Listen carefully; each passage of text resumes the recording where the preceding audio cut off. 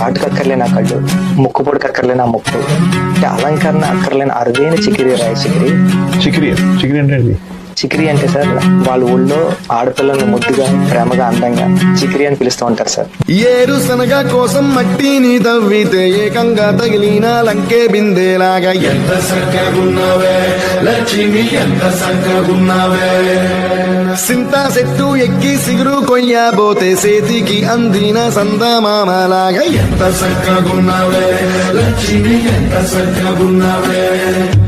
మల్లె పూల మధ్య ముద్ద బంతిలాగా ఎంత చక్కగున్నావే.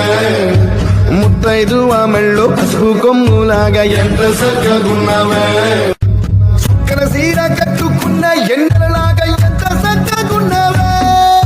ఏరుశనగ కోసం మట్టిని తవ్వితే ఏకంగా తగిలిన లంకే బిందెలాగా ఎంత చక్కగున్నావే లక్ష్మి.